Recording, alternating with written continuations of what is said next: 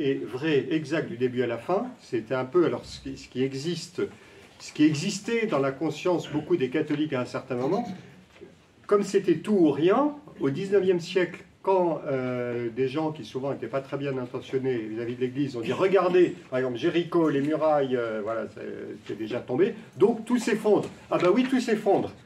Alors non, en réalité, l'Église a tout à fait intégré ces données de la science en essayant de les prendre sérieusement, en disant bah, finalement, non seulement notre histoire ne s'effondre pas, mais elle tient peut-être plus solide que certaines parties de l'histoire profane, où on voit qu'il y a des histoires nationales ou, qui sont complètement des mythes et qui s'effondrent beaucoup plus. Un très beau texte de Lagrange, le père Lagrange, le dominicain de Jérusalem, qui a initié les grandes études bibliques. Le père Lagrange disait « Nous avons vu arriver la science du 19e siècle, le positivisme, hein, qui réduisait tout à la science expérimentale, voilà, et qui disait la Bible va s'effondrer et c'est la science là qui va s'en sortir. » Et il disait déjà à la fin du 19e siècle, ce mythe d'une science capable de tout dire était en train de s'effondrer, et de façon assez grandiose, il dit eh bien, la Bible résiste mieux qu'on l'imaginait. Voilà. Mais il faut admettre qu'il y a des textes qui sont... soit on n'a pas d'attestation archéologique, soit les attestations archéologiques disent le contraire, mais ça ne remet pas en cause l'essentiel du livre de Josué. Il y a eu une arrivée des Hébreux en terre promise, sûrement des batailles. J'ai donné un autre exemple qui est celui dans le désert, les batailles telles qu'on les raconte, quand on voit des esclaves qui sont encore des esclaves fugitifs, est-ce qu'ils ont pu constituer une armée? Alors ça, c'est pas... Nous avons un archéologue parmi nous, je ne sais pas si c'est un élément à prendre en compte ou pas, mais la vraisemblance des récits, hein, est-ce qu'on peut dire que... voilà. Mais donc, surtout que cela ne vous ébranle pas, je préfère, et j'étais bien conscient en vous le disant que je pouvais secouer un petit peu, mais je préfère vous secouer un peu dans un cadre où on dit tout cela est solide et il faut accepter de secouer un peu voilà, que de se laisser secouer par des articles de journaux qui, eux, vont tout balayer et prétendent vous dire la vérité alors que ce n'est pas vrai. Voilà. Donc on a raison de croire à cette histoire. Moi, je crois à l'historicité d'Abraham. Voilà, c'est tout. Maintenant, d'un point de vue archéologique, il faut reconnaître qu'on n'a rien. Sinon, la mémoire de quelques noms, de quelques lieux. Voilà. Moïse, c'est pareil. Voilà. Maintenant, il y a une cohérence de l'histoire, il y a une vérité de l'histoire qui nous a été transmise oralement, par écrit. Donc je continue d'y croire. Plus on avance dans l'histoire, plus on a des éléments. Le père Giton, qui est égyptologue, hein, nous fait remarquer qu'au niveau des noms, des lieux, il y a des choses assez troublantes qui montrent qu'il y a une mémoire sûrement très solide par rapport à l'histoire d'Abraham. Voilà. Alors, plus on avance dans l'histoire, plus on a des éléments archéologiques. Voilà. Josué, disons qu'on est encore dans une phase où il y a très peu d'éléments, mais on peut croire quand même que c'est du sérieux. Voilà. Ça va ? Ça va. Voilà. On pourra reprendre encore à la fin. Je ne peux pas, en toute conscience, je ne peux pas vous dire l'histoire de Jéricho, ça s'est passé comme ça, sachant que les archéologues, les biblistes disent ça c'est pas passé. D'autres vous diront de façon très simple, tout le livre de Josué, c'est un mythe construit au 7e siècle. Voilà. Je ne le pense pas. Je pense que ça réfère à... Voilà. Vous avez des exégètes qui vont vous dire c'est une histoire qui a été écrite à l'époque royale, très tardive, avec aucun substrat historique. Je ne le pense pas. Vous voyez ? Je pense qu'il y a quand même un fondement. Voilà. Une deuxième question ? Ça va ? Et j'irai plus vite dans le cours d'Isaac. Très bien. Donc vous gardez, s'il n'y a pas d'autres questions, vous gardez les questions soit pour la fin, soit pour la fois suivante. Hein, c'est comme ça que nous faisons. Voilà. Alors vous avez vu la première leçon, premier cours. Je vous ai présenté la liste des figures que nous abordons, et peut-être avez-vous été étonné que Abraham n'apparaisse pas dans la liste de ces grandes figures de l'Ancien Testament. Il y a une très grande figure, et les figures du Christ, on peut se dire, bah, évidemment, on pense à Moïse, on pense à David, pourquoi n'y a-t-il pas Abraham? Je ne sais pas si vous avez fait cette remarque. Voilà. Alors il s'agit bien des figures du Christ. Il s'agit des figures du Christ. C'est-à-dire le problème des figures du Christ. Or, Abraham n'est pas dans la même position que le Christ. Le Christ va être présenté comme fils et frère. Abraham est présenté comme un père. Il est le père, par excellence. notre père Abraham, le père dans la foi. Jésus exerce bien sûr une certaine paternité vis-à-vis des apôtres, mais Jésus n'est pas d'abord le Père, il renvoie au Père du ciel. C'est la raison pour laquelle on ne peut pas dire qu'Abraham soit véritablement une figure de Christ. Donc nous nous intéresserons au fils d'Abraham, Isaac, et la fois prochaine, nous nous intéresserons à Jacob, qui est lui-même le fils d'Isaac, mais ce qui caractérise Jacob, c'est qu'il est frère. Le fait de dire que Jésus est fils, c'est partout. On dit même le fils. Tout l'évangile de Jean, il est le fils. Et le frère, vous avez au chapitre 2 de l'Épître aux Hébreux, nous aurons l'occasion d'en parler, Jésus a voulu avoir une multitude de frères. Théologiquement, c'est fondamental. Donc, nous nous intéressons à Isaac, le fils. Maintenant que vous avez compris ça, c'est sûr que quand j'ai fait cette introduction, j'ai dit, mais je parle presque tout le temps d'Abraham. Bien sûr, pour comprendre le fils et l'enjeu de la filiation, il faut d'abord parler du père et du projet du père. On ne peut pas parler d'un fils sans parler d'abord du père. Une question très importante. Dans une société aujourd'hui où l'homme veut se créer lui-même, veut s'inventer lui-même, l'oubli de la paternité, c'est quelque chose d'assez dramatique. Voilà. Alors, pour comprendre ce qu'est un fils, il faut d'abord comprendre ce qu'est un père. On est vraiment fils si on reconnaît d'abord qui est le père. Alors, je parlerai d'Abraham, et bien sûr, Abraham et Isaac. D'abord, en posant la question de la promesse. Il y a une promesse. Qu'est-ce qui fait que la promesse peut tenir? Tout va se faire autour d'une promesse. Ensuite, dans la réalisation de la promesse, je m'intéresserai d'abord à Abraham et ensuite à Isaac. Et bien sûr, après, la deuxième partie du cours, vous connaissez maintenant, c'est Jésus, nouvel Isaac. Voilà, Abraham, Isaac et la promesse.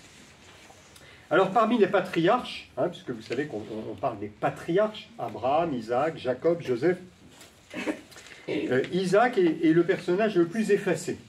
C'est le personnage sur lequel on sait le moins de choses. Il y a peu de choses. Presque toute l'histoire d'Isaac, quand vous lisez, vous retrouvez ce qu'on appelle des doublons. Un doublon, c'est quand vous avez un récit et vous retrouvez à peu près le même récit avec quelques nuances. Par exemple, dans l'Évangile, vous avez des exemples de doublons, une multiplication des pains, une deuxième multiplication des pains. Alors, historiquement, il y a sûrement une deuxième multiplication des pains, mais le récit est à peu près pareil. Voilà, on appelle ça un doublon. Alors, dans l'histoire d'Isaac, on a des doublons de l'histoire d'Abraham. Donc, vraiment, Isaac s'efface derrière son père. Voilà. Il y a quelques exceptions, on y reviendra peut-être tout à l'heure. Finalement, la seule chose qui est dite d'Isaac, ce qui compte de façon tout à fait centrale, c'est qu'il est le fils. Par excellence, il est le fils. Il se caractérise comme étant le fils. Et c'est au sujet d'Isaac que la question justement de la filiation va se poser. Isaac est le second fils d'Abraham dans l'ordre chronologique, puisque vous vous souvenez qu'il y a d'abord Ismaël, mais Ismaël est né de Agar, la servante. C'est comment on appelle ça, une mère porteuse, comme ça qu'on dit aujourd'hui. Ce n'était pas tout à fait ce qui était prévu. Et puis, il est second dans l'ordre chronologique, mais il est premier dans l'ordre de la dignité, puisque bien sûr, il naît de Sarah et non pas de la servante. En tout cas, c'est lui qui est le fils désiré, attendu, accueilli. Donc, on voit qu'il y a tout un questionnement sur sa filiation. Et la question de la filiation va être posée de façon dramatique, en amont, bien sûr, avant la naissance, au moment de l'appel d'Abraham. Le passage central, vous le savez, Genèse 12, versets 1, 2, 3, les premiers versets du chapitre 12 de la Genèse, je pense que vous connaissez par cœur. Ceux qui ont suivi le cours sur la Genèse ici, il y a 2 ou 3 ans, mais même sans avoir suivi le cours, vous connaissez la Bible. Genèse 12, c'est le démarrage. C'est le moment où la voiture qu'on a bien préparée pendant les 11 premiers chapitres, la voiture a été préparée du chapitre 1 au chapitre 11 de la Genèse. Au chapitre 12, on prend le démarreur et la voiture démarre. L'histoire commence. Donc c'est vraiment un passage très important. Et tout va se concentrer sur la question de la filiation. Dieu appelle Abraham pour lui faire la promesse d'une bénédiction. Une bénédiction pour lui-même, hein, je te comblerai, je te bénirai, hein, mais aussi une bénédiction pour tous les autres. Donc c'est impressionnant de voir comment Abraham se sent investi à la fois d'une bénédiction de Dieu, je crois qu'il n'y a rien de plus à dire, énorme, mais il sait que ce ne sera pas que pour lui, par toi et par ta descendance seront bénies toutes les nations de la terre. Donc Abraham, tu as une vocation extraordinaire, c'est que tu vas être le canal par lequel va passer la bénédiction pour toute la terre. Voilà. Donc Abraham est porteur d'une promesse. Une promesse, on s'attend à ce qu'elle s'accomplisse, bien sûr. Sans ça, la promesse n'en est pas une. On peut dire véritablement que l'appel fait à Abraham inaugure une histoire nouvelle.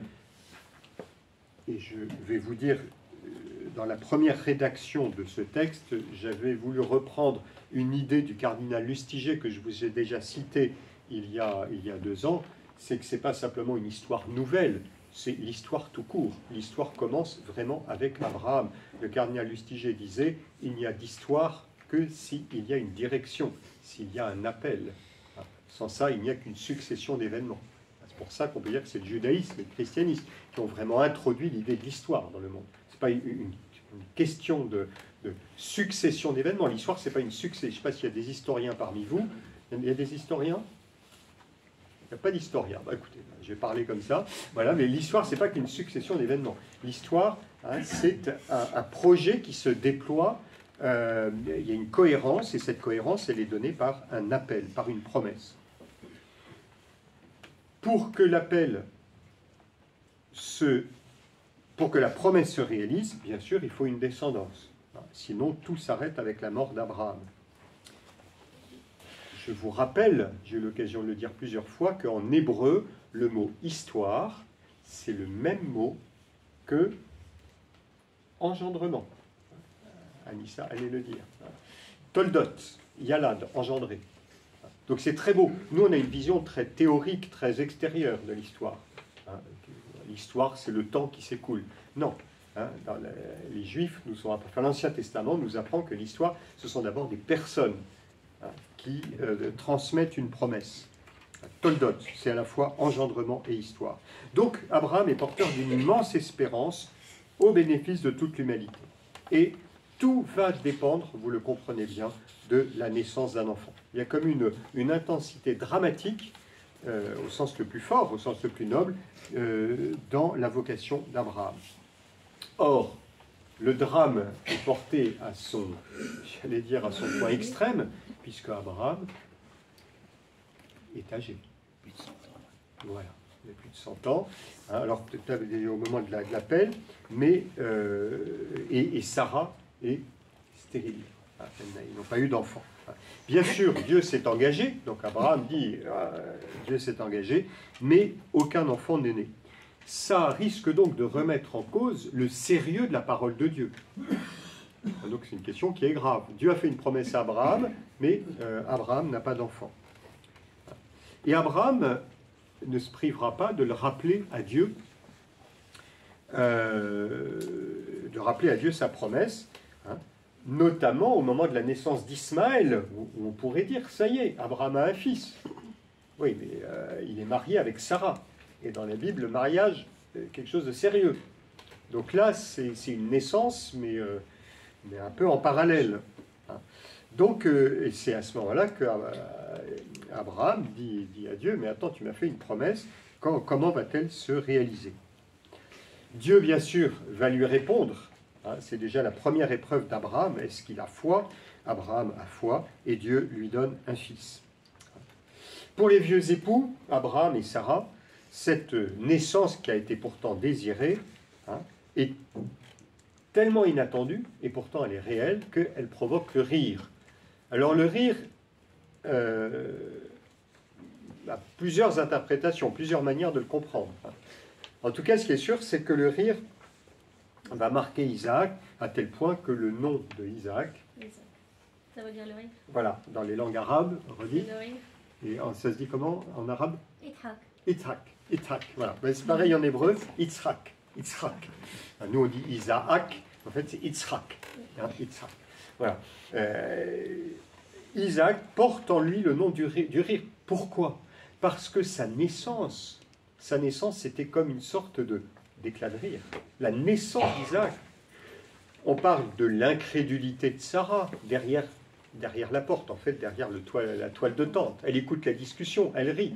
Hein, tu as ri? Non, j'ai pas ri. Si, tu as ri. Hein, c'est extraordinaire. Mais je crois aussi ce que dit André Ouénin, je crois, ou Paul Beauchamp, j'ai oublié. Ils disent c'est aussi une joie qui pour elle est marquée par la souffrance. Elle a tellement attendu cet enfant. Elle a tellement attendu cet enfant. Et André Ouénin dit elle a tellement peur que ça ne se réalise pas. Donc son rire caché, pourquoi se cache-t-elle? Parce que il y a la joie, et en même temps elle dit mais est-ce qu'il y aura vraiment, vous voyez? Donc voilà, je reprends l'idée de Paul Beauchamp, hein, il dit le rire c'est le relâchement qui s'opère quand on a surmonté une situation d'angoisse, de peur ou d'inquiétude. Vous savez, à un moment, on se détend, on explose, oh là là. Hein. Et aussi le sentiment de débordement quand les mots semblent insuffisants. Abraham rit, Sarah rit parce que Dieu accomplit ce qu'il a promis. Hein. Même si à vue humaine, ça semblait impossible.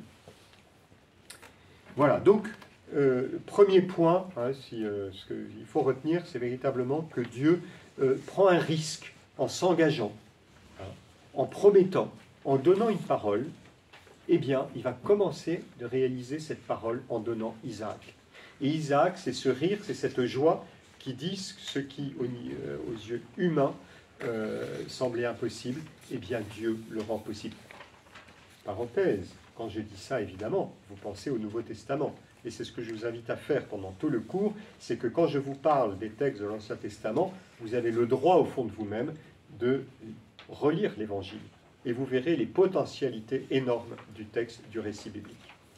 C'est comme ça aussi que fonctionne le récit biblique, avec des résonances. Alors, la réalisation de la promesse. Voilà. Isaac qui naît, quelle est véritablement la promesse? Il y a bien sûr ce signe que Dieu n'a pas menti. Il donne naissance, biologiquement à un enfant, mais il ne suffit pas d'engendrer biologiquement un enfant pour être père. Dieu ne s'arrête pas là. Il ne dit pas simplement à Abraham, je t'ai donné un enfant, maintenant la promesse est réalisée.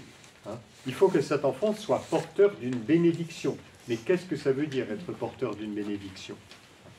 Il faut que l'enfant advienne à lui-même, devienne pleinement ce qu'il est appelé à être. Il y a comme un devenir, il y a quelque chose qui est appelé à grandir.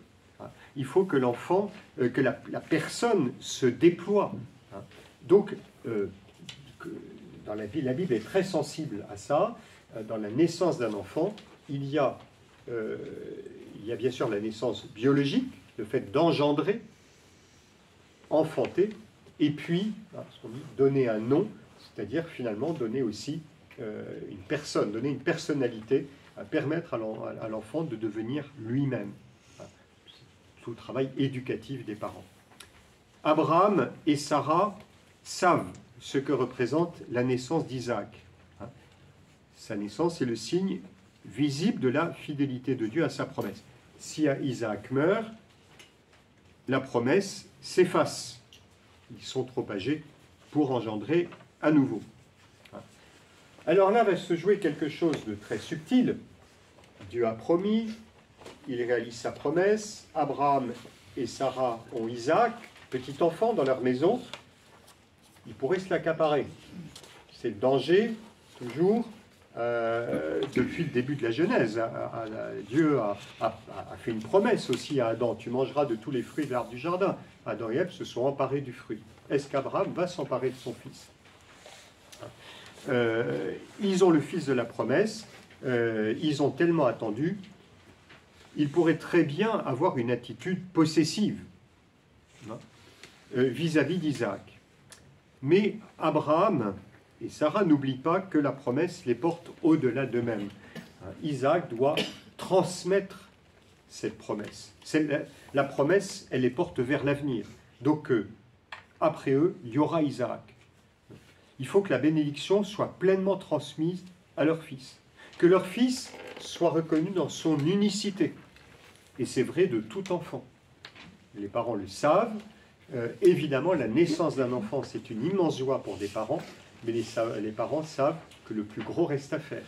Que l'enfant grandisse, qu'il ait sa personnalité. Et la joie des parents, c'est quand l'enfant trouve son autonomie, sa maturité, son identité propre. Voilà. Mon fils, tu seras président de Elf Aquitaine. Bon, le fils déploie des talents d'homme de théâtre et il va faire du théâtre et de la littérature. C'est pas ce que les parents avaient prévu. Voilà. Et le fils va réjouir ses parents parce qu'il va devenir un homme de théâtre qui va faire des choses absolument admirables, ce qui n'était pas le programme qui avait été préétabli. Donc il y a une dépossession. Hein. Je dis ça parce que c'est l'exemple que donnait mon frère aîné. Il parlait de président d'Elf Aquitaine. Plus tard, je serai président d'Elf Aquitaine. Parenthèse, il ne l'est pas. Ouais, mais ça m'avait amusé, le projet, c'était une manière un peu de rire. Et donc, l'enfant échappe à ce que les parents ont prévu. Et il faut que les parents accompagnent le mouvement. Ça va être l'enjeu de l'éducation pour Abraham et Sarah.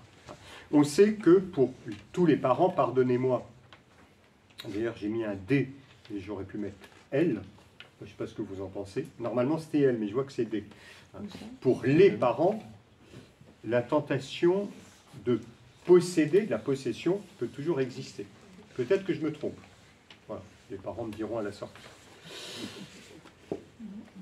En tout cas, la Bible le présente de façon très claire avec Terah, le père d'Abraham, quand ils sont en Haran, quand ils vont quitter leur pays, le texte dit ça de façon très fine. Terah prit son fils Abraham, son petit-fils Lot, fils de Haran, et sa bru Sarai. Il les fit sortir. On a l'impression qu'il prend un gros paquet, c'est toute sa famille, mais c'est lui qui les tire, qui les prend. Son fils, sa fille, sa bru, il les prend avec lui et il part. Un peu comme des objets qu'on transporte à sa guise. Or, la première chose que Dieu fait en appelant Abraham, c'est de lui dire « quitte ta famille, quitte ce gros paquet dans lequel duquel tu ne peux pas sortir. » Cette possessivité de ton père, il s'agit de faire quelque chose de neuf, quelque chose de nouveau. Voilà. Donc, Dieu va conduire Abraham sur un chemin de dépossession. C'est l'ultime chemin de son itinéraire. La dépossession, il a son fils, il a Isaac. Isaac va grandir et nous allons arriver à l'histoire du sacrifice du mont Moria, qu'on appelle le sacrifice d'Abraham, dans lequel Abraham, on peut dire, va devenir véritablement père. Voilà. Alors, ceux qui étaient là il y a 2 ou 3 ans, il y a 2 ans, retrouveront beaucoup d'éléments de ce que je vous avais donné quand on avait travaillé le sacrifice d'Isaac, mais il y a quelque chose au niveau par rapport au Christ, au niveau christologique, qui est d'une très grande densité, d'une très grande importance. C'est pourquoi je reviens dessus. Voilà. Donc pardonnez-moi si vous avez le sentiment que je me répète, mais on prend les mêmes textes bibliques et ils ont beaucoup à nous apprendre. Voilà. Abraham devient pleinement père. Prends ton fils, tu l'offriras en sacrifice sur la montagne. Alors la première question qui se pose quand Dieu demande à Abraham de lui offrir son fils en sacrifice, c'est pourquoi Dieu lui demande-t-il ça? Quel but poursuit-il? Quelle est l'intention de Dieu? Ce sont des questions qui sont légitimes quand on sait ce que représente la vie d'un enfant, offrir un enfant. Apparemment, en plus, c'est un sacrifice, donc il faut le tuer. Et pourtant, c'est l'enfant de la promesse, j'ai suffisamment insisté dessus avant, il y a comme une sorte de contradiction. Offrir son fils, cela veut dire s'en défaire. Et au plan humain, tel qu'on le comprend, ça passe par une mort. Ce qui est révoltant, bien sûr, parce que ce n'est pas bien de tuer, parce que les 10 commandements n'ont pas encore été donnés, tu ne tueras pas, mais ça ne va pas du tout dans le sens de ce que Dieu a voulu depuis le début. Alors, il y a une manière faussement chrétienne de se faire une raison, de se dire, c'est Dieu, il a des droits. Il ne faut pas chercher à comprendre, c'est un mystère. Dieu a des droits, il n'y a pas à les discuter et on doit obéir. Ça, c'est très présent dans notre manière de comprendre les choses. Il dit à Abraham, tu vas m'offrir ton fils, tu vas le tuer. Bon, c'est le patron. Hein. Qu'est-ce que tu vas faire? Je vais le tuer. Attends, mais c'est le bon Dieu. Oui, mais c'est lui le patron. Hein. Vous imaginez, on fonctionne comme ça. On projette beaucoup sur Dieu notre propre vision des choses. Nous le voyons à notre propre mesure. Hein. Alors, c'est assez dramatique. Parce que c'est finalement s'interdire de comprendre l'intention de Dieu. Ce qui est sûr, c'est que Dieu, depuis le début de la Bible, depuis le début de la Genèse, Dieu ne supprime pas la vie, il la donne. Dieu ne supprime jamais la vie, il la donne. Dans les actes, alors les paroles où il dit « offre-moi ton fils en sacrifice », qu'est-ce que ça veut dire? Un Dieu qui ne cesse de donner la vie et qui va dire à Abraham, offre-moi ton fils. Qu'est-ce que ça veut dire? Abraham donne une réponse qui n'est pas théorique, qui ne fait pas de discours. Depuis le début, Abraham fait ce que Dieu demande, et il le fait intelligemment. Il obéit à Dieu sans discuter, c'est sûr. Dieu lui a demandé d'offrir son fils, eh bien, une fois arrivé au mont Moria, il prend le couteau pour l'immoler. Il le prend parce qu'il n'y a pas d'autre outil pour offrir un sacrifice. Et Abraham, comme tout homme, se dit, offrir un sacrifice, il faut bien que je l'immole. Mais au fond de lui, il y a quand même des paroles troublantes. Alors, je prends moins le temps d'étudier le texte que nous ne l'avons fait il y a 2 ans, hein, parce que ce n'est pas l'unique objet du cours, donc je vais beaucoup plus vite en besogne, mais dans toutes les paroles d'Abraham, toute l'attitude d'Abraham, on voit que même s'il prend le couteau, au fond de lui, il sait que Dieu va faire ce qu'il faut. Il sait qu'il ne conduit pas son fils vers la mort. Dieu ne peut pas se contredire. Celui qui donne la vie ne peut pas exiger la mort. Il a annoncé aux serviteurs de façon mystérieuse, il a dit « nous reviendrons ». Donc même si l'acte qu'il s'apprête à poser, c'est de prendre le couteau, il s'attend sûrement à ce que Dieu intervienne. Mais quand les serviteurs ont dit ce qu'il allait faire, il dit « nous reviendrons ». Et puis, à Isaac, qui dit « mais où est l'agneau du sacrifice ?» Isaac aurait pu dire « mon petit gars, j'ai un truc à te dire, je suis un peu... assieds-toi, il faut que je t'explique. » Non. Il dit « Dieu pourvoira lui-même à l'agneau du sacrifice. » Étonnant. Comme si Abraham devançait ce qui allait réellement se passer. Comme s'il avait compris intérieurement ce que Dieu lui demandait. Et de fait, Dieu ne lui a pas demandé de tuer son fils. Il y a des mots en hébreu pour dire tuer. Dieu ne lui a pas demandé de tuer son fils, mais de l'offrir. Littéralement, la demande « tu m'offriras ton fils en sacrifice », si on prend l'hébreu, c'est « tu feras monter une montée ». Parce que sacrifice, en fait, c'est faire monter vers Dieu, une réalité de la terre. C'est faire monter vers Dieu. Al, en hébreu. Vous connaissez la compagnie El Al? Oui. Voilà, El Al, ça veut dire vers le haut. Voilà, El Al, on retrouve, voilà, El Al, vers le haut. Et sacrifice, en fait, c'est vers le haut. Il y a un sacrifice Ola. Ola. Est-ce qu'on peut deviner à peu près quel âge Isaac à cette époque? Ah, ça, j'avoue que je n'ai pas trop en tête, c'est le fils. Ce qui nous intéresse, dans un récit, on ne cherche pas à trouver des circonstances matérielles extérieures qui n'apportent pas grand-chose. Tout est centré sur le fait que Isaac, c'est le fils. Je vais revenir dessus tout à l'heure. Voilà. Le récit a sa logique, on essaie de comprendre la logique du récit. Ce qui est étonnant, c'est que même si Abraham pose ce geste, tout dans ses paroles traduit ce qu'il a dans le cœur, dans la tête. Et Abraham a bien compris qu'il ne va pas vers la mort, mais vers la vie. Dans la réalisation matérielle, le geste consiste en une mise à mort. Dans la vérité, ce geste est une offrande. Ça montre quelque chose de très important pour nous. Dieu a dit à Abraham, offre-moi ton fils. Et Abraham sait que son fils, il pourra le ramener, vivant. Parce que s'il donne à Dieu, pour lui, ce n'est pas une perte. La vie triomphera. Pour nous, donner à Dieu, c'est une perte, c'est une dépossession. Puisque je donne, ça ne m'appartient plus. Je vais donner du temps à Dieu. Je vais à la messe le dimanche matin. C'est ça pris sur mon agenda. Je suis chrétien, je suis pratiquant. C'est quand même déjà pas mal. Hein. 1 heure, plus transport, plus l'homélie qui était un peu longue, plus saluer les gens à la sortie. 1h30 pour le bon Dieu, c'est déjà pas mal. Bon, c'est ce que j'ai perdu. Ce que j'ai perdu. Mais je vais me rattraper. Hein. Voilà.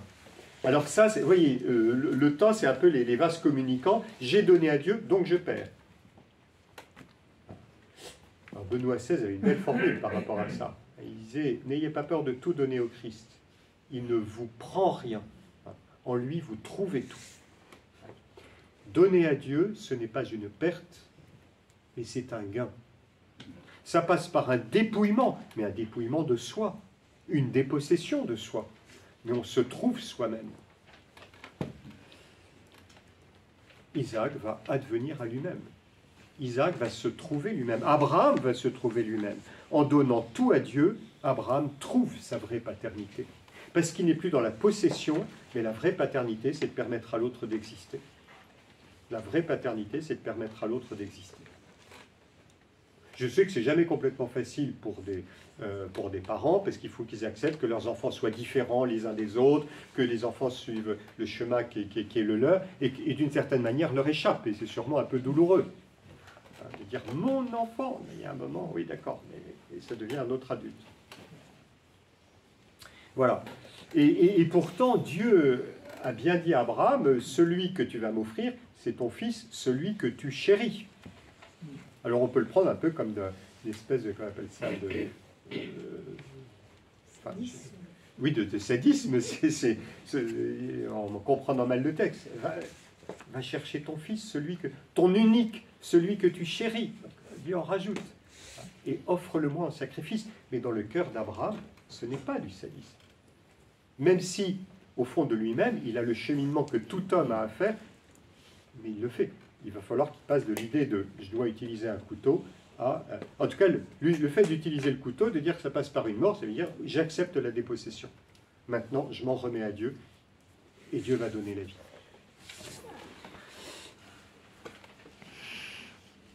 Dieu, et ce qui est intéressant dans le récit, c'est que comme Abraham l'a promis, l'a affirmé dans une parole de foi finalement, hein, Dieu pourvoira au sacrifice, il ne savait pas de quelle manière, ben de fait, le récit se termine, il y a l'ange qui arrête la main d'Abraham et qui dit, tu verras, il y a un bélier hein, qui s'est pris les cornes, c'est lui que tu offriras. Donc ainsi, Isaac est épargné, mais Abraham est allé jusqu'au bout de cette dépossession, jusqu'à accepter de prendre le couteau, sachant que c'était la manière humaine de comprendre, et que Dieu l'a laissé faire, parce que, humainement, c'est ça qu'Abraham devait faire. Au moment de poser l'acte, évidemment, le Seigneur l'arrête. Alors, une parenthèse que je ne vous mets pas ici, parce que c'est moins directement l'objet de notre cours, hein, la tradition juive, je crois que je vous l'avais dit déjà il y a 2 ans, indique que le bélier, alors évidemment, le bélier par rapport à l'agneau, c'est le père, donc finalement c'est Abraham hein, qui s'offre lui-même, qui est offert en sacrifice. Mais il y a aussi la lecture juive qui dit, un bélier en hébreu, ça j'avais dit il y a 2 ans, est-ce qu'il y en a qui s'en souviennent? Un bélier en hébreu, ça se dit Elim, Aleph, Lamed, Mem. Il suffit d'ajouter un He hein, pour faire le nom de Dieu, Elohim. Donc les Juifs disent, derrière le bélier, c'est Dieu lui-même, parce qu'il n'y a que Dieu qui peut être la véritable offrande. Et c'est déjà une figure du Christ, d'une certaine manière. Bon, c'était une parenthèse. Mais vous voyez la richesse du texte. Alors, là, nous avons vu le sacrifice du côté d'Abraham. Voyons-le du côté d'Isaac. C'est la même chose. Là, on a pris le côté du Père. Je ne vais pas parler du Christ, peut-être. Mais on va parler du sacrifice de Christ. Et là, déjà, ça nous éclaire. L'offrande d'Isaac. Isaac va participer lui aussi au sacrifice en tant que fils. Abraham en tant que père, j'ai suffisamment insisté dessus, il a pris son fils, son unique, il a fait ce que Dieu lui a demandé. Voilà. Maintenant, mettons-nous du côté d'Isaac. Isaac participe au sacrifice. Il faut insister sur le fait que Isaac est fondamentalement fils, tout autant que Abraham est père. Il y a un dialogue qui résume tout, hein, en inversé. Isaac s'adressa à son père Abraham et dit « Mon père ». Il nomme Abraham « Mon père ». Et Abraham répond « Oui, mon fils ». Mon père, mon fils. Donc, tout est dit. Et quand Dieu s'adresse à Abraham, il parle d'Isaac comme son fils, son unique, celui qu'il chérit. On note l'insistance. Donc, si Abraham est défini comme père, le père des croyants, Isaac est bien le fils, la figure du fils. Quand son père lui annonce qu'il doit l'offrir en sacrifice, Isaac obéit sans protester. Ça peut paraître un peu étonnant. Alors, il interroge son père, mais où est l'agneau pour l'Holocauste? Mais il accepte de se laisser conduire par son père. Son père lui a dit, Dieu pourvoira. Eh bien, il fait confiance. Il sait que son père ne le trompera pas et il part avec lui. Ce qui veut dire que cette participation pleine d'Isaac au sacrifice du père fait qu'il offre lui-même le sacrifice, le même sacrifice que son père. Paul Beauchamp, que je cite souvent, Paul Beauchamp commente avec justesse « L'obéissance d'Isaac comme fils l'élève à la hauteur de son père. » Le fils en tant que fils, le père en tant que père, offre le même sacrifice. Cette dépossession de soi, le fait d'être totalement donné à Dieu. Et sa confiance filiale fait qu'au lieu de se révolter, s'il avait un regard uniquement humain ou charnel, sa confiance filiale le conduit à porter lui-même le bois qui servira au feu du sacrifice. Il se laisse ligoter, comme on ligote un agneau avant de l'immoler. Normalement, c'est l'agneau qu'on ligote avant l'immolation. Ce geste de ligoter celui qui va être offert a tellement d'importance que les Juifs appellent le sacrifice d'Abraham l'Akéda, ça veut dire la ligature. Voilà, je conclus sur cette lecture de l'Ancien Testament. Dans le sacrifice d'Abraham, sacrifice au mont Moria, Abraham a appris la vraie paternité en se dépouillant de la tentation de la possession, en s'en remettant à Dieu, en permettant à Isaac d'être lui-même, d'advenir à lui-même. Le rire, c'est ça Isaac. Voilà, toute sa vie va manifester que Dieu a accompli sa promesse. Isaac est une figure d'accomplissement. Isaac, lui, il a compris que sa condition filiale envers son père n'en fait pas un être passif. Le péché d'Adam et Ève, c'est que quand ils voient qu'ils sont créatures, ils disent « flûte, on est créatures, c'est pas juste. On aimerait bien avoir notre place, on existe aussi. » Aujourd'hui, c'est l'égalité, l'égalitarisme. On n'aime pas... voilà. Donc, c'est frustrant de ne pas être à la hauteur de celui qui m'a donné la vie. Donc, je m'invente tout moi-même. C'est le rêve de notre humanité d'aujourd'hui. Eh bien non. Isaac a compris que être fils, ça n'en fait pas un être de seconde zone, ça n'en fait pas un être passif. Il prend lui-même sa part à l'accomplissement de la volonté de Dieu. Alors nous en arrivons à Jésus, bien sûr. Il y a déjà beaucoup de choses. Je pourrais presque vous interroger en disant maintenant, ah ben j'arrête, je vais faire ça. Vous distribuez des feuilles blanches, vous avez 10 minutes pour mettre par écrit tout ce que vous avez découvert du Christ. Si on faisait ça, je sens qu'il y a une petite peur quand même. Faites confiance comme Abraham. Voilà, on arrête le couteau à temps. Voilà, ce serait trop compliqué de mise en œuvre. Il y a des profs parmi vous, vous avez fait ça une fois ou l'autre. On ferme les livres et on... Voilà. Donc je ne vais pas le faire avec... C'est moi qui vais dire. Mais je me suis rendu compte, je ne vous cache pas, je vous fais un aveu, en venant ici, je me dis, il y a telle ou telle chose que j'aurais dû dire et que je n'ai pas dit, parce que de fait, le texte est d'une très grande richesse. D'abord, donc Jésus, voilà, grand 2, Jésus, nouvel Isaac. Premier point, la naissance. Revenons sur la question de la naissance. La naissance d'Isaac qui figure la naissance de Jésus. Et c'est peut-être là d'ailleurs qu'il y a le plus important. Parce qu'on voit Dieu qui accomplit sa promesse, et c'est ça que j'aurais voulu développer davantage, c'est une promesse de bénédiction. La bénédiction est passée par Isaac, puis Jacob, puis les fils de Jacob. Et bien de la même manière, la bénédiction définitive de Dieu passera par Jésus. Donc la naissance de Jésus, il y a un enjeu énorme de la naissance de Jésus. Voilà, comme je vous l'ai dit, Abraham n'est pas une préfiguration de Jésus. Hein. Abraham, c'est un père, Jésus est un fils. Abraham, c'est une figure paternelle. Mais Abraham nous dit quelque chose de la naissance du Christ. Abraham a fait l'expérience de la puissance de Dieu. Hein, Dieu lui a donné, à lui et à sa femme, un fils, malgré leur vieillesse et leur stérilité. Hein, une naissance qui était attendue et qui a été saluée par la joie et par celle de Sarah. J'ai insisté dessus tout à l'heure. On remarque que la naissance de Jésus est accompagnée, elle aussi, d'une très grande joie. Vous avez d'ailleurs une autre figure juste avant Jésus, quelqu'un qui est né alors que ses parents étaient âgés et n'y croyaient presque plus. Et une grande joie se répand dans la... Voilà, c'est Jean-Baptiste. Jean-Baptiste est vraiment le précurseur. Et ça rappelle les patriarches. Jean-Baptiste, il y a beaucoup de choses qui rappellent les patriarches. Vous voyez, la joie de la naissance, c'est pas uniquement « oh, il y a un enfant ». Non, c'est l'enfant d'une promesse. Malgré la stérilité d'Élisabeth et Marie, et, voilà, et puis il y a la vieillesse et la stérilité d'Élisabeth, et puis Marie, évidemment, qui est vierge.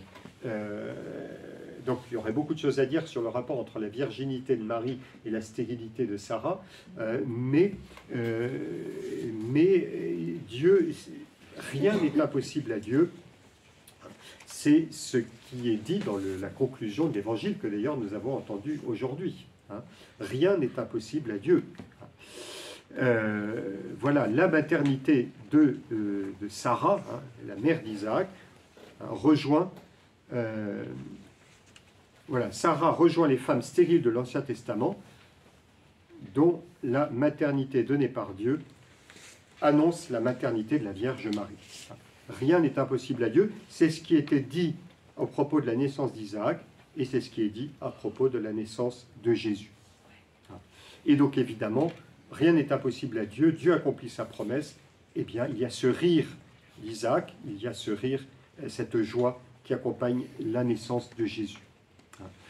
Abraham, Marie, son rire traduisait sa foi en Dieu, qui accomplit ce qu'il promet, en déjouant les prévisions des hommes, et prophétisait la venue du Verbe en notre chair. Vous vous souvenez de la parole de Jésus, « Abraham a vu mon jour, et il a ri. » Vous vous souvenez de cette parole?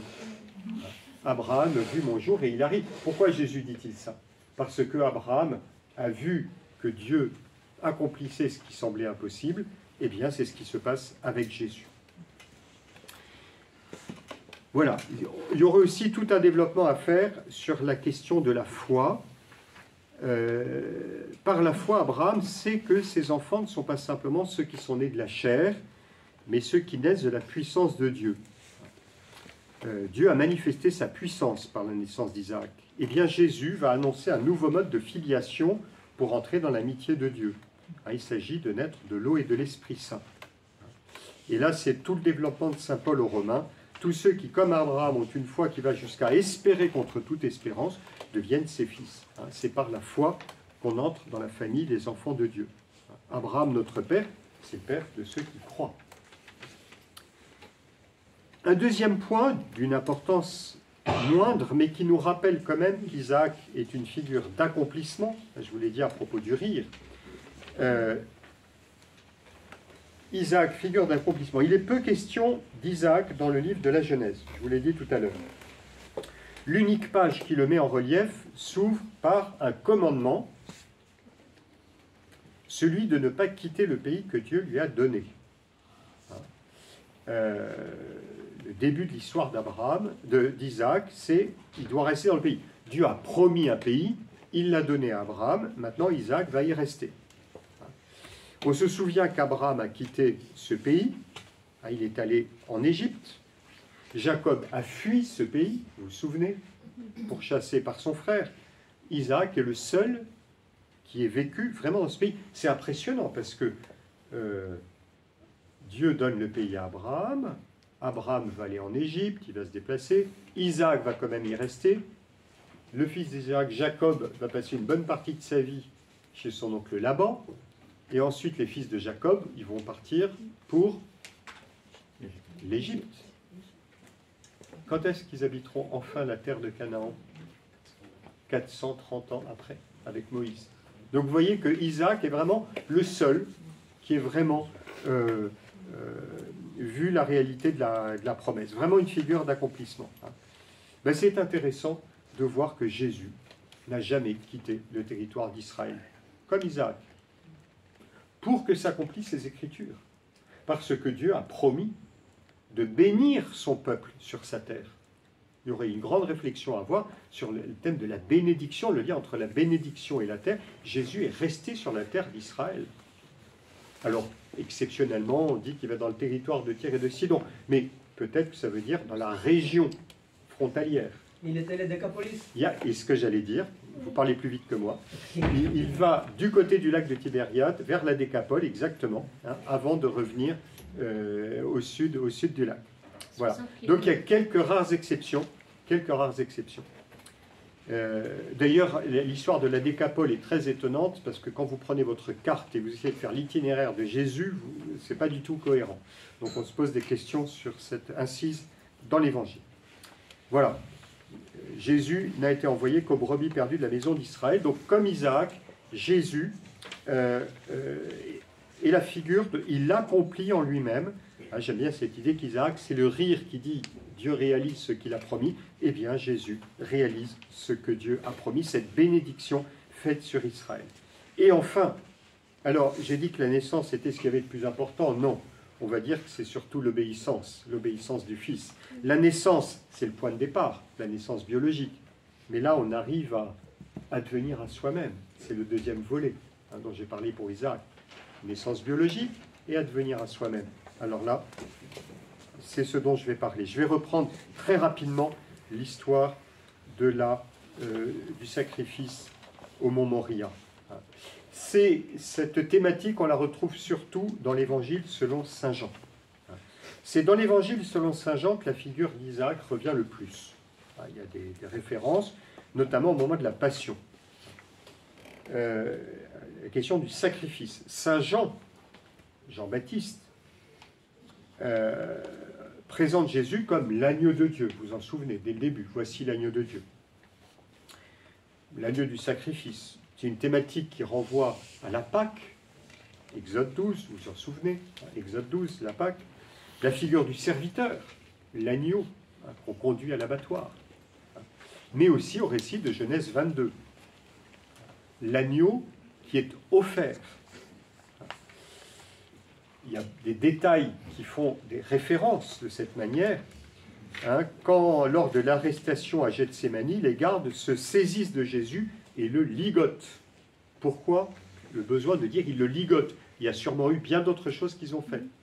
Mais là, il y a une petite référence au fait que Isaac a été ligoté, l'Akéda, comme disent les Juifs. Jésus est ligoté comme Isaac a été ligoté.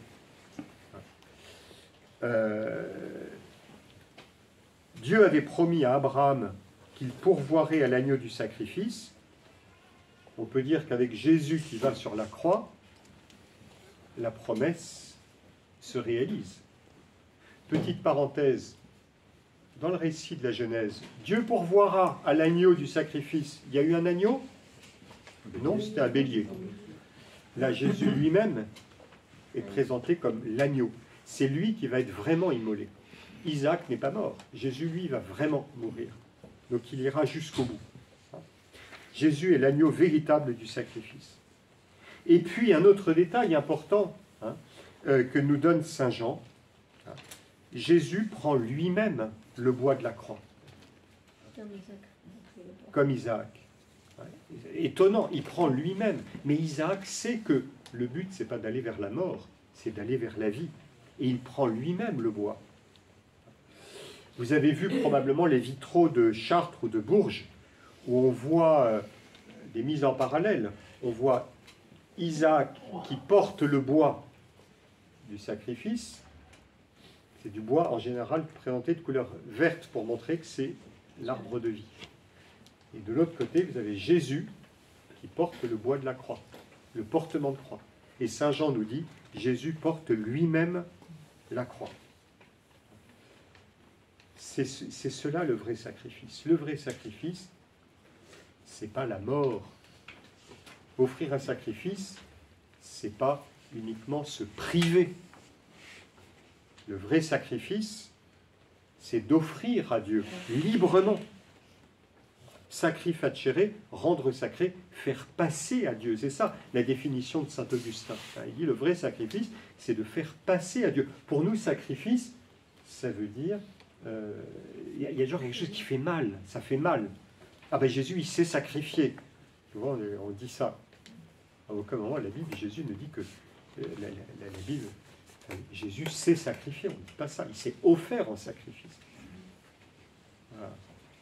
René, ouais, c'est à toi de mettre le couvert. Non, j'ai déjà mis la semaine dernière.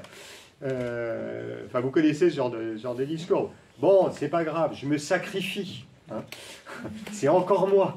Hein. C'est encore moi qui vais mettre le couvert. Je me sacrifie. Ouais. C'est-à-dire, je vais me faire du mal. Hein. Et Jésus ne va pas vers la croix en disant je me sacrifie. Il y a aussi des deux pertes. Je fais sacrifice de quelque chose, c'est-à-dire je le perds. Je le perds. Voilà, je perds le temps que je passais à des jeux très intelligents dans mon ordinateur ou à faire des choses qui étaient très très importantes. Je me sacrifie. Quand Abraham a offert son fils, je vous l'ai dit tout à l'heure, il savait que Dieu lui demandait cette dépossession, mais se déposséder de soi pour tout donner à Dieu, ce n'est pas une perte. C'est là qu'on se trouve soi-même. Voilà. Abraham s'est trouvé lui-même, Isaac s'est trouvé lui-même. Et Jésus, en s'offrant à son Père, va se trouver lui-même. Ça passe par la mort, parce que Jésus va assumer cette mort. Mais il faut bien comprendre que ce qui nous sauve sur la croix, et c'est bien parce que on va conclure comme ça, ce qui nous sauve sur la croix, ce n'est pas le fait que Jésus a beaucoup souffert.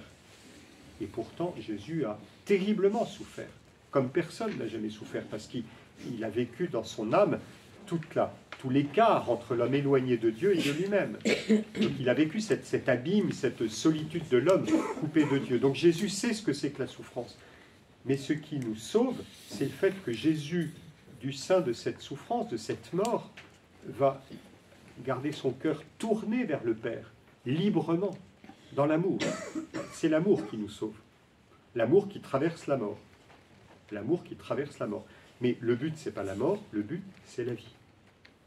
Et Jésus entre dans ce mouvement de vie qui va briser le mur de la mort. Nous, on s'arrête sur la mort. Ah, il y a du sang, ah, il y a de la souffrance. La souffrance, elle ne produit jamais rien. C'est ça. C'est la vie qui produit, c'est la vie du Christ, qui est unie à son Père. Voilà. C'est librement que Jésus prend sa croix, librement qu'il entre dans sa passion. Saint Jean insiste énormément dessus. Comme Abraham et Isaac, sur le mont Moria, Jésus sait que la volonté de son Père n'est pas une volonté de mort, mais une volonté de vie. Son sacrifice est tout entier contenu, ça c'est très important, son sacrifice est tout entier contenu dans son obéissance filiale, dont Isaac et son père Abraham ont offert la plus belle figure. Il est 22h et 3 minutes et presque 4, et on a commencé à 10.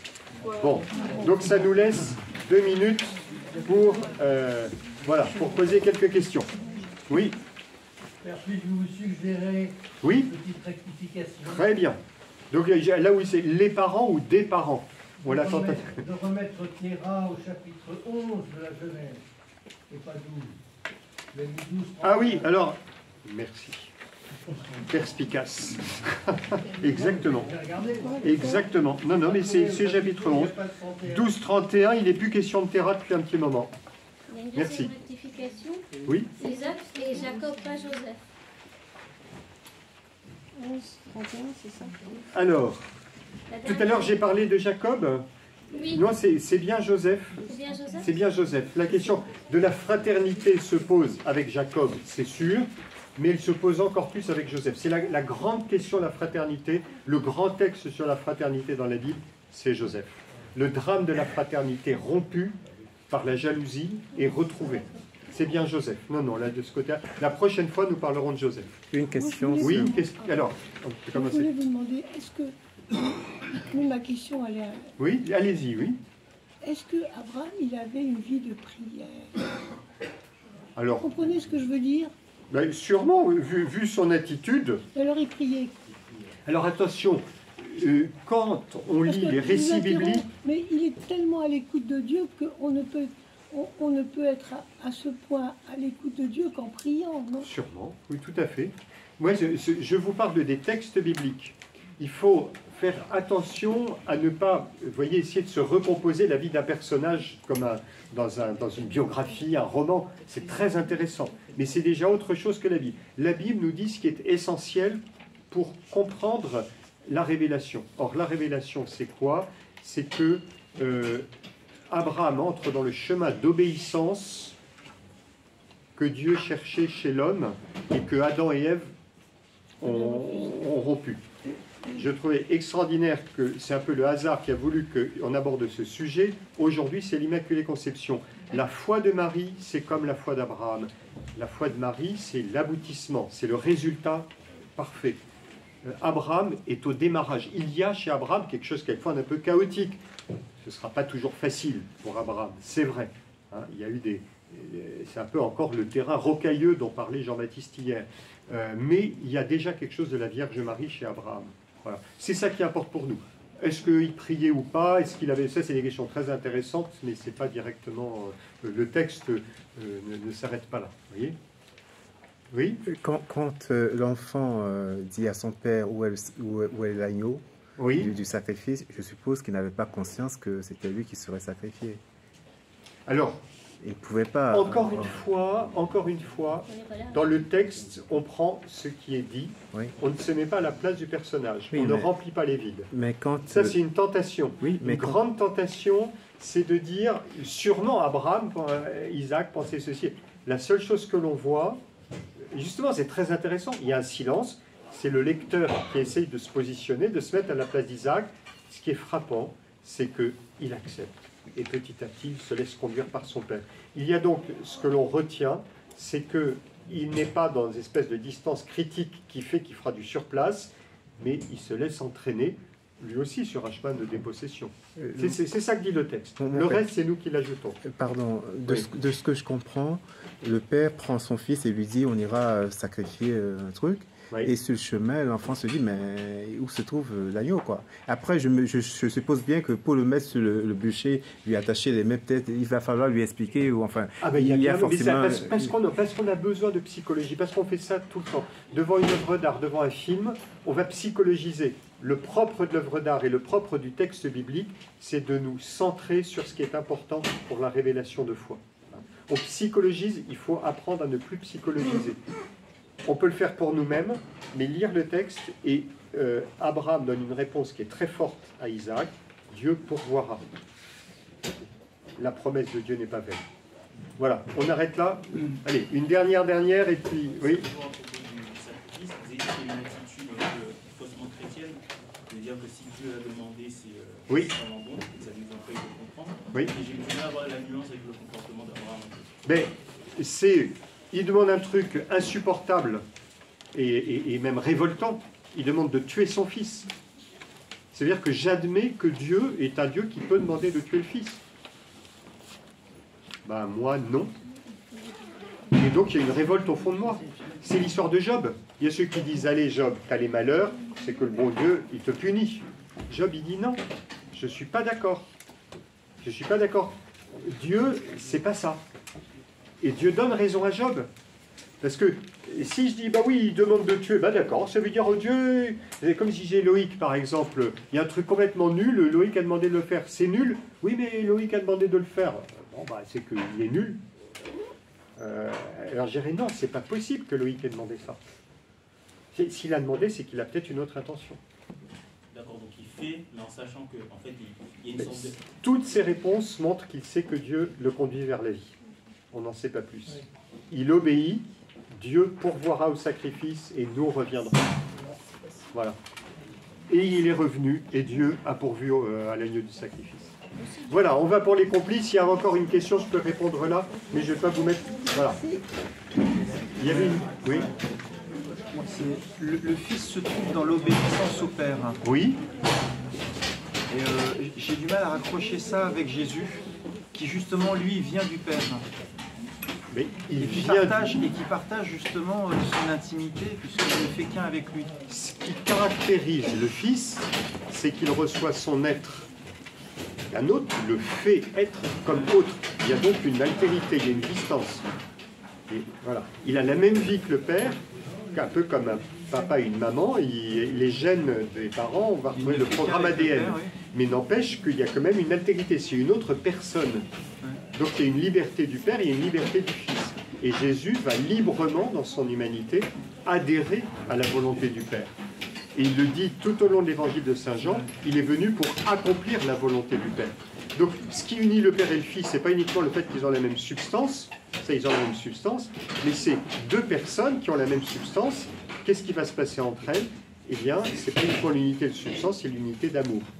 C'est le fait que le Père dit quelque chose à son Fils et le Fils adhère. Ce qui distingue Jésus de son Père, c'est qu'il a on peut dire une sorte de liberté, de volonté propre, qui ne l'éloigne pas de Père. Et ça ajoute quelque chose. L'unité de substance, on peut être dans une espèce de vision, c'est ce qu'on appelle le modalisme par exemple, c'est une hérésie qui disait il y a une entité, c'est Dieu, et il a plusieurs visages. Alors non, la vraie foi, c'est de croire qu'il y a trois personnes distinctes. Et ce qui les unit, c'est l'amour. Et dans l'amour, il y a la liberté. Donc Jésus qui obéit à son Père, c'est « je sais que le vouloir du Père pour moi est bon et je l'accomplis dans mon humanité ». C'est compliqué ou...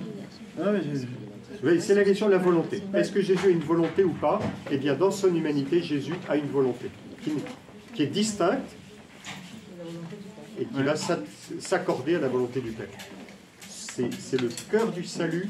Hein, c'est un saint qui s'appelle Saint Maxime le Confesseur. Je ne sais pas s'il y en a qui ont entendu parler. C'est un père de l'Église grec du 6e, 7e siècle.